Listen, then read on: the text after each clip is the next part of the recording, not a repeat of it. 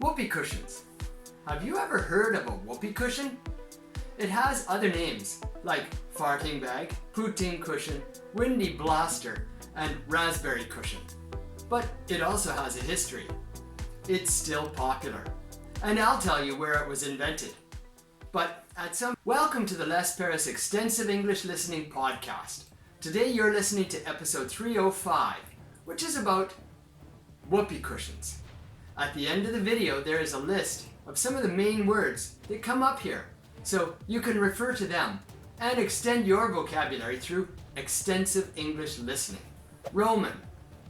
There was a Roman emperor called Elagabalus who first started whoopee cushions. Well, we don't know if he was the first or not, but he was the first one that we do know about. Some of the historians tell us that he went to his dinner parties and he put the whoopee cushions under the chairs of his guests. Not all of his guests, of course, he only put them under the chairs of the most pompous guests. This meant that despite all their pomposity, they would still have some disgusting sound when they sat down. The more pompous they were, the more embarrassed they would feel about it. We're not exactly sure how he made his whoopee cushions, but we learned about how they made them with the next guy. African. This guy was Ziyadat Allah III from Africa. He made the whoopee cushions out of gallbladders from animals. They say that he enjoyed putting the animal bladders under the cushions around his palace and watching people's surprised reactions. Even heads of state can have a good sense of humor sometimes. Invention. They say that the modern whoopee cushion, which is made out of rubber, was invented in the 1930s. It was actually made in Canada at the Gem Rubber Company.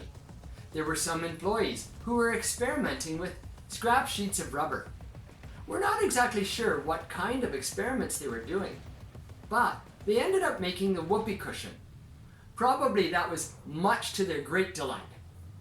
Anyway, it seemed to work, so they tried selling it, and it sold successfully.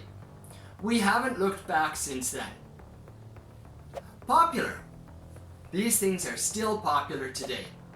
I just did a quick search online and I found all sorts of places where I can buy whoopee cushions. I can get them sent to my door and they can arrive within 24 hours. Grow up. They might be fun for parties, but between you and me, I lost interest in them when I was about 14 years old. Besides, they usually break very easily.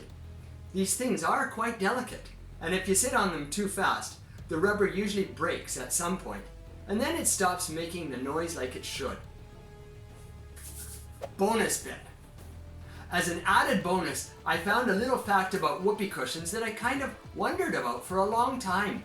The famous actress Whoopi Goldberg has the name Whoopi, which is the same as in the whoopee cushion name. In a sense, she used to pass gas backstage, and her friends compared her to a whoopee cushion. She rebranded herself as Whoopi and added the name Goldberg, so she became Whoopi Goldberg.